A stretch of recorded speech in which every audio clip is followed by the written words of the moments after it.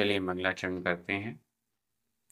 णाणमयम् अप्पाणम् उवलद्धं जेण झडियकं मेण चैऊणयपरदव्वं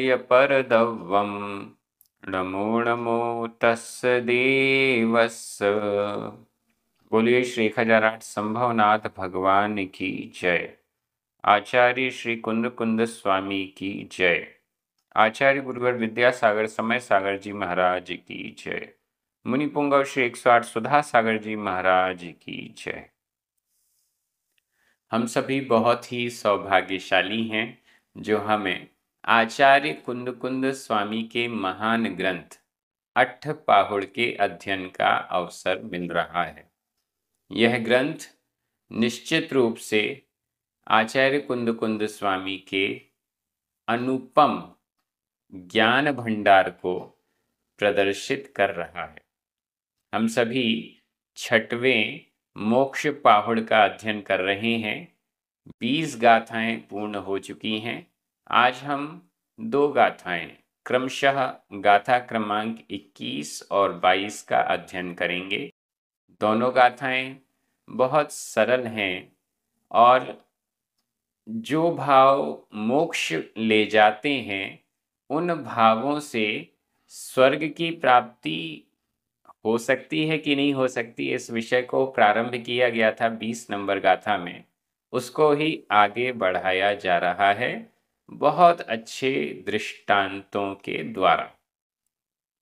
चलिए प्रारंभ करते हैं। उच्चारण।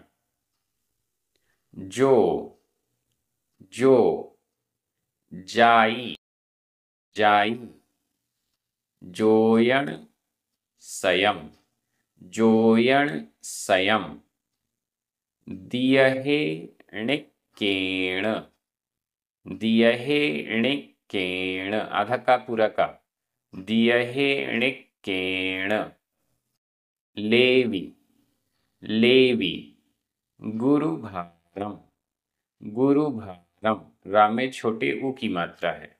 गुरुभारम सो सो किम कोसद्धम आधा ध कोसद्धम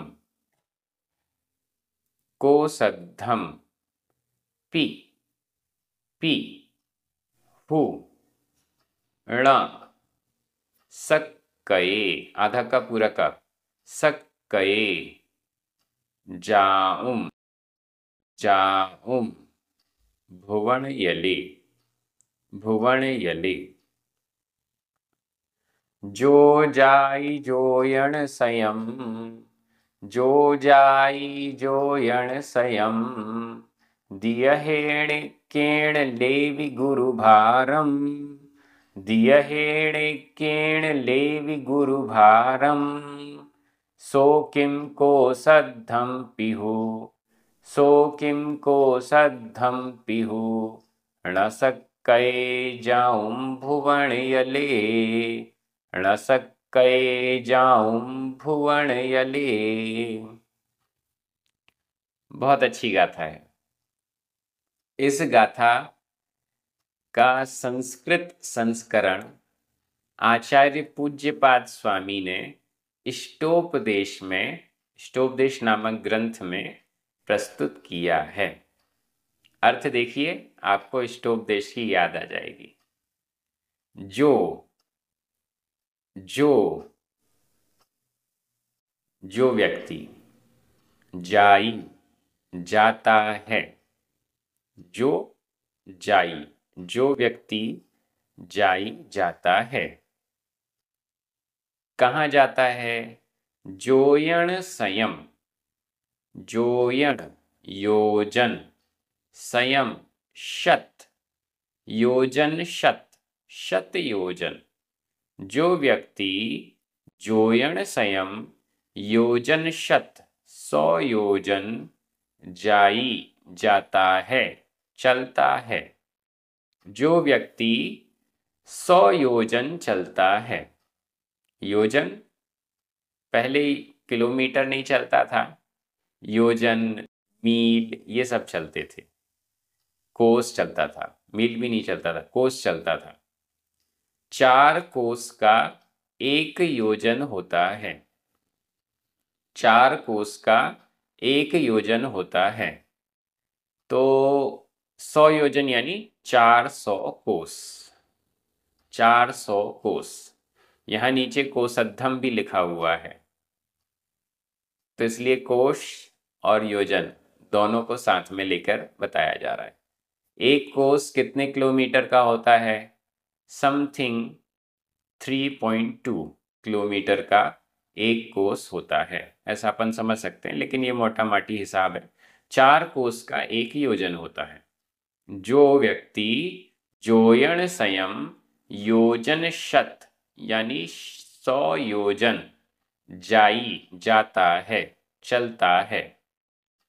दियहेण केण, संधि विच्छेद करें। दियहेण, अड़ा में छोटा आ, एक केण, ए, आ और ए मिलकर आ का लोप हो गया, ए शेष रह गया। दियहेण एक केण, दियहेण एक केण, दियहेण एक केण। दियहेण, दियह दिवस, एक केण एक, एक दिवस, एक केण दियहेण, एक दिवस, एक दिवस में।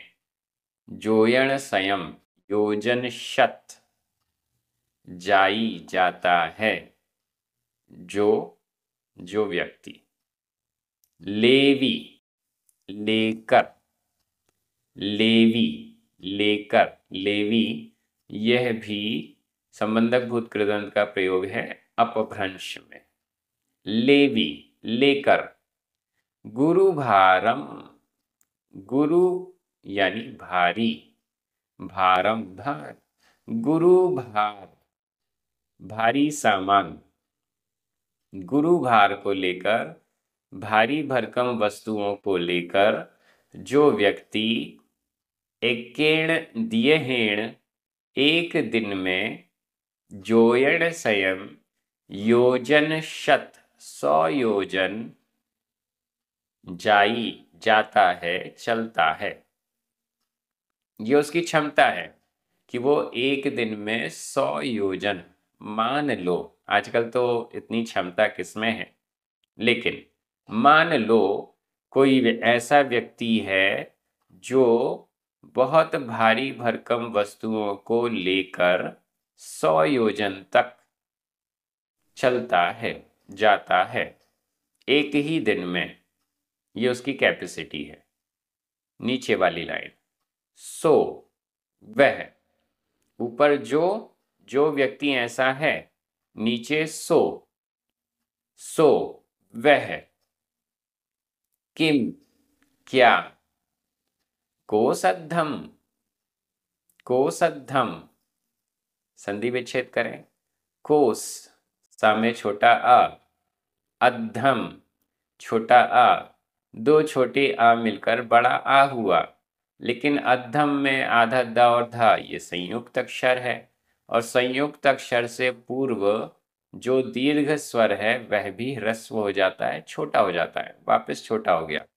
कोस अद्धम, कोस अद्धम, कोस अद्धम, आधा, आधा कोस। सो वह व्यक्ति कोसद्धम आधा कोस पी भी, आधा कोस भी, किम क्या, भू निश्चित रूप से, ण नहीं, सक्कये शक्य होता है, जाऊं जाने के लिए। जो व्यक्ति 100 योजन एक दिन में बहुत भारी वस्तुएं लेकर जाता है, क्या वह व्यक्ति कोसद्धम्पि आधा कोस भी, सक्कयेण जाऊं सक्कयेण जाने के लिए शक्य नहीं है? क्या वो आधा कोस भी जाने के लिए शक्य नहीं है? नहीं नहीं, 100 योजन जो व्यक्ति जा सकता है उसे आधे कोस में कौन सी परेशानी है? जो गुरु भार लेकर, बहुत भारी वस्तुएं लेकर एक दिन में 100 योजन चलता है, सो वह किम क्या कोसद्धम, आधा कोस भी जाऊं जाने के लिए न सकते, नहीं समर्थ है। ऐसा तो हो ही नहीं सकता, वो तो बड़ी आसानी से आधा कोस जा सकता है। भुवन यले, भुवन तल में, भुवन तल में पृथ्वी तल पर, सो वह कोसद्धम, आधा कोस भी क्या नहीं चल सकता। भुवन यले, भुवन तल पर, पृथ्वी तल पर, किम क्या, सो वह कोसद्धम, आधा कोस पी भी न, नहीं जाऊं जाने के लिए सकते, समर्थ है। ऐसा हो नहीं सकता, आधा कोस तो वो आराम से जा सकता है। जिन भावों से मोक्ष की प्राप्ति हो जाती है, उन भावों से स्वर्ग जाना कौन सी बड़ी बात है। उन भावों से स्वर्ग तो मिल ही जाएगा। जिन भावों से, जिस मुनि मुद्रा, जिस तपस्या, जिस ध्यान के द्वारा मोक्ष निर्वाण को प्राप्त करता है, उसके द्वारा ऐसा व्यक्ति, ऐसी क्षमता वाला व्यक्ति उन भावों के कारण क्या स्वर्ग नहीं जा सकता? जा सकता है। 100 योजन चलने की क्षमता, गुरु भार लेकर 100 योजन चलने की एक दिन में ही जिसके पास क्षमता है, वो क्या आधा कोस पृथ्वी तल पर नहीं चल सकता? चल ही सकता है। कोई बड़ी बात नहीं है, बड़ी आसानी से ऐसा व्यक्ति आधा कोस चल सकता है, क्योंकि उसमें तो 100 कोस चलने की क्षमता है। ऐसे ही जिन भावों में मोक्ष तक दिलाने की क्षमता है, वो भाव स्वर्ग नहीं दिलाएंगे क्या? बिल्कुल। अगर मोक्ष नहीं होगा तो स्वर्ग तो मिलेगा ही मिलेगा, इसमें कोई बड़ी बात नहीं है, कोई आश्चर्य की बात नहीं है। ऐसा आचार्य कुंद कुंद स्वामी कह रहे हैं। स्वर्ग जाने के लिए कोई नई क्षमता डेवलप करने की जरूरत नहीं है। आधा कोस चलने के लिए कोई नई प्रैक्टिस करने की जरूरत नहीं है। जिसको 100 योजन चलने की प्रैक्टिस है, वो तो आधा योजन आराम से चल सकता है। जो मोक्ष जाने के लिए तैयारी कर रहा है, उसे स्वर्ग जाने के लिए कुछ करना नहीं पड़ता। मोक्ष यदि नहीं जा पाएगा तो स्वर्ग तो मिलना ही मिलना है, ऐसा हम समझ सकते हैं। बहुत अच्छा उदाहरण यहाँ हमारे सामने आया है। व्याकरण की दृष्टि से देखिएगा, जो, सो प्रथमा विभक्ति का एक वचन है। जाई, सक्कये वर्तमान काल अन्य पुरुष एक वचन का क्रिया रूप है। जोयण संयम, कोसद्धम गुरु भारम द्वितीया विभक्ति का एक वचन है। दियहेण एकेण तृतीया विभक्ति का एक वचन है। लेवी संबंधक भूत कृदंत है, अपभ्रंश का।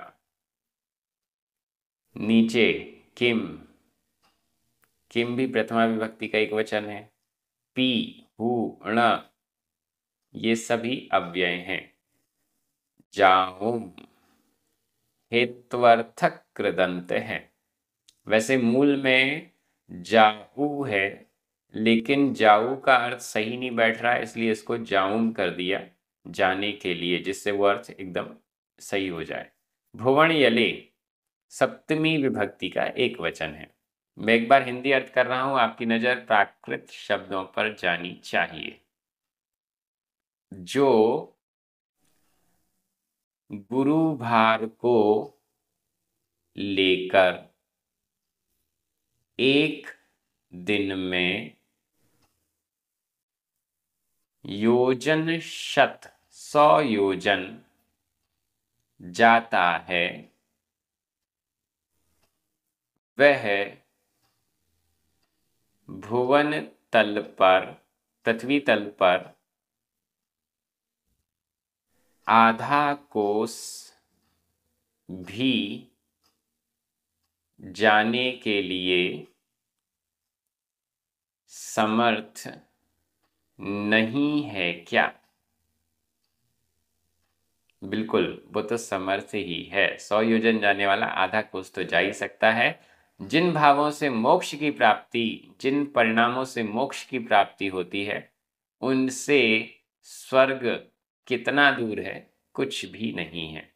अगली गाथा में एक और दृष्टांत हमें मिलने वाला है इसी प्रकार का। थोड़ा सा डिफरेंट दृष्टांत है, लेकिन अर्थ और भाव वही निकलेगा। चलिए चलते हैं गाथा क्रमांक 22। उच्चारण।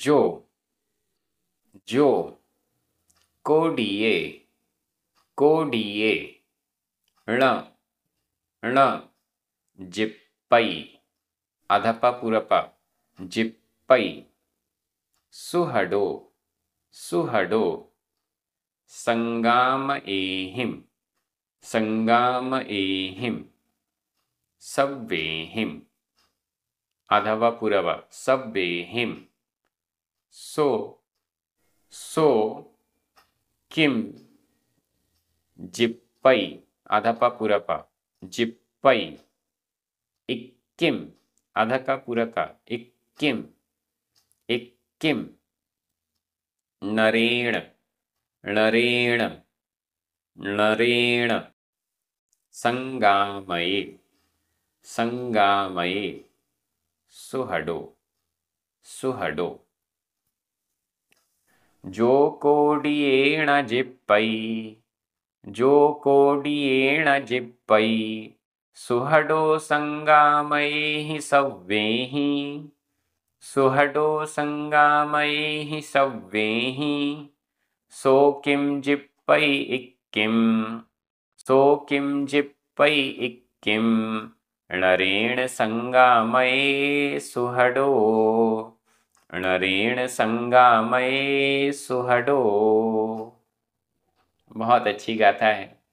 आचार्य कुंद स्वामी को सुहड सुभट योद्धा योद्धा का दृष्टांत देना बड़ा पसंद है। राजा का दृष्टांत, योद्धा का दृष्टांत, ये बड़े फेवरेट हैं। यहाँ पर भी सुहडो सुभट योद्धा, उत्तम योद्धा का दृष्टांत दे रहे हैं। जो जो नीचे लिखा है सो, जो सो, जो ऐसा करता है सो ऐसा क्यों नहीं कर सकता। जो कोडिये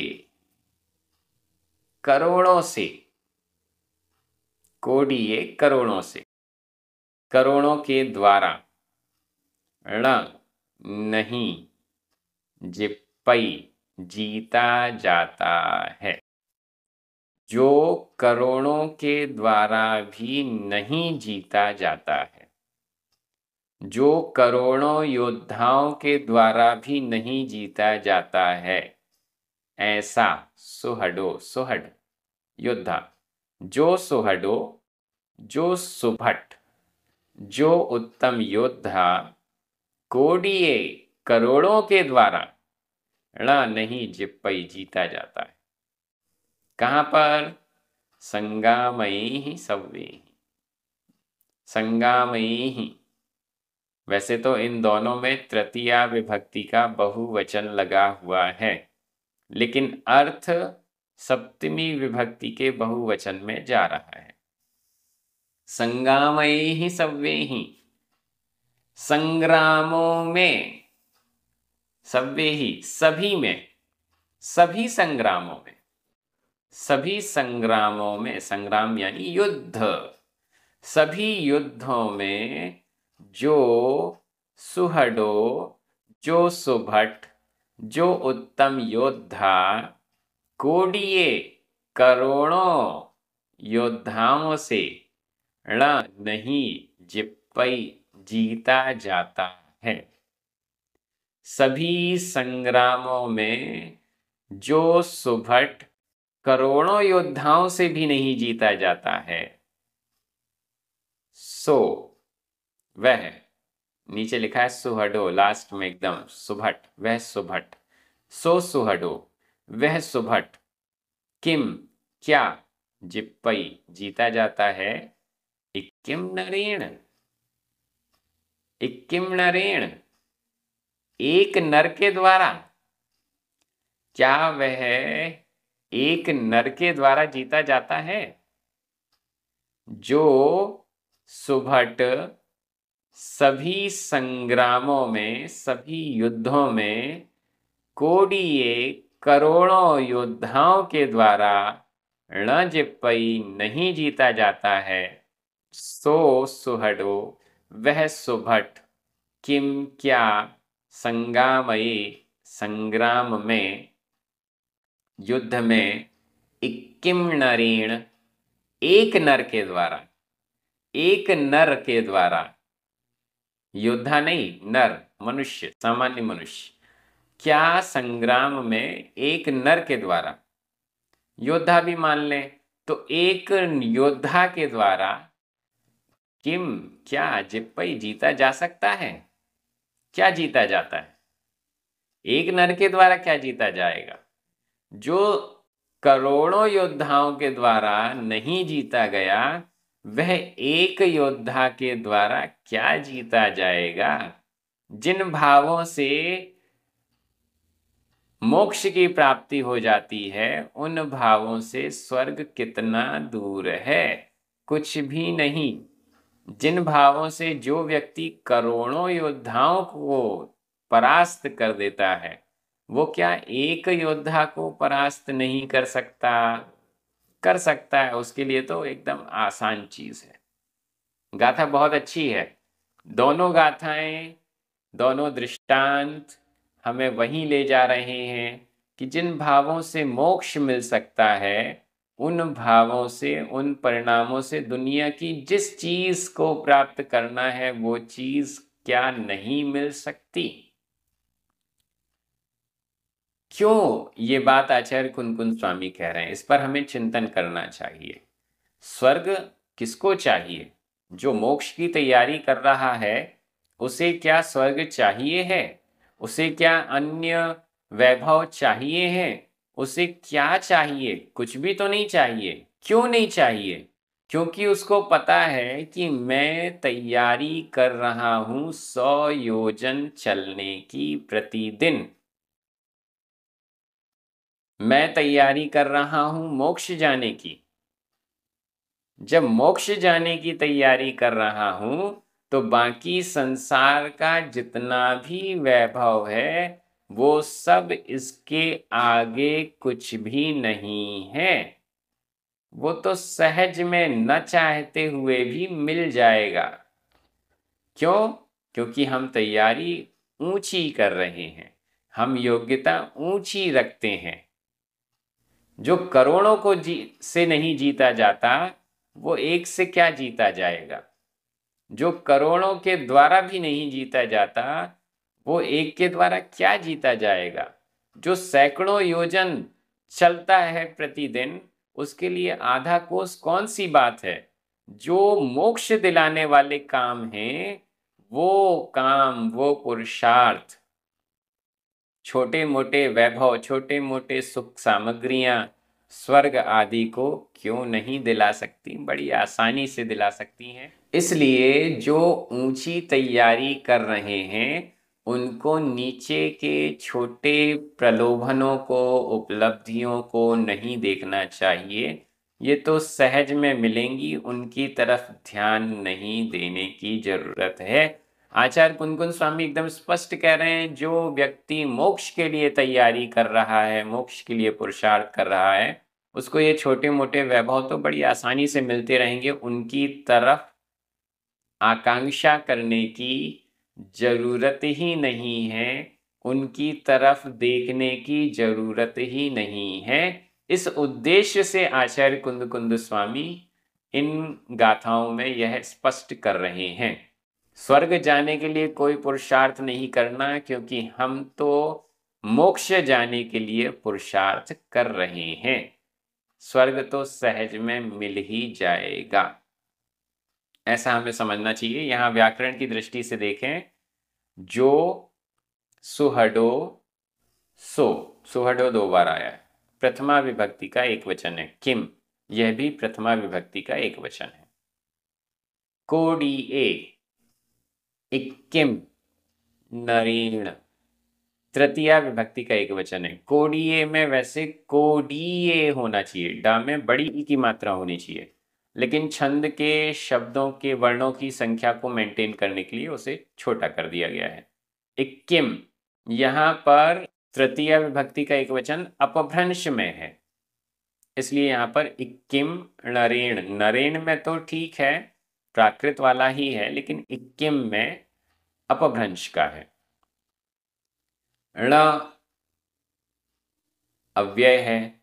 जिप्पई 2 बार आया।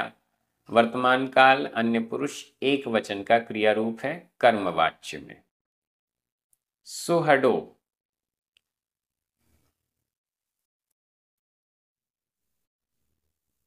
सुहडो ये तो आ गया। संगामयेहि, सव्येहि, तृतीया विभक्ति का बहुवचन है, लेकिन अर्थ सप्तमी विभक्ति के बहुवचन में जा रहा है। संगामयी सप्तमी विभक्ति का एक वचन है। संगामयी और संगामयी, इसमें क्या हुआ है, संगाम में अ स्वार्थिक जोड़ा गया है। संगाम अ, ये पूरा मूल शब्द हो गया। अब इसके बाद इसमें विभक्ति जुड़ी है सप्तमी विभक्ति का ए, तो अ और ए मिलकर ए हो गया। वैसे अपन देखते हैं संगामी ऐसा होना चाहिए था, लेकिन यहाँ मूल शब्द में ही पहले अस्वार्थिक जोड़ा गया, तो संगाम अ और फिर उसमें ए जोड़ दिया। ऐसा ही संगाम ए ही, दोनों जगह यही हुआ है। मैं एक बार हिंदी अर्थ कर रहा हूं, आपकी नजर प्राकृत शब्दों पर जानी चाहिए। जो सुभट सभी युद्धों में करोड़ों के द्वारा नहीं जीता जाता है, वह सुभट संग्राम में एक नर के द्वारा जीता जाता है क्या? नहीं जीता जा सकता। भाव ये है कि जो ऊंची तैयारी कर रहा है उसको नीचे के चीज़ें तो बड़ी आसानी से मिल सकती हैं। नीचे की वस्तुओं को प्राप्त करने की कोई आकांक्षा, इच्छा, अपेक्षा नहीं होना चाहिए। हम तो उत्कृष्ट पुरुषार्थ कर रहे हैं, उत्कृष्ट वस्तु को प्राप्त करेंगे। छोटी मोटी चीज़ें तो सहज में मिलती जाएंगी, ऐसा समझिएगा। बहुत अच्छे से हम सभी अध्ययन कर रहे हैं। आचार्य कुंद कुंद स्वामी के भावों को उनकी भाषा से सीधा कनेक्ट करके समझने और हृदय में उतारने का ये पुरुषार्थ चल रहा है। सभी बड़े आनंदित हैं। इसी प्रकार से यह कार्य आगे बढ़ता रहेगा। अन्य भी लोगों को आप मोटिवेट कीजिए कि वो प्राकृत जैनागम स्वाध्याय से जुड़ सकें। प्राकृत प्रशिक्षण यूट्यूब चैनल को सब्सक्राइब करवाइए। सभी को लाइक और शेयर करने के लिए भी कहिए। जिनवाणी स्तुति करें, 9 बार लंबुकार मंत्र पढ़ें। सभी को जय जिनेंद्र।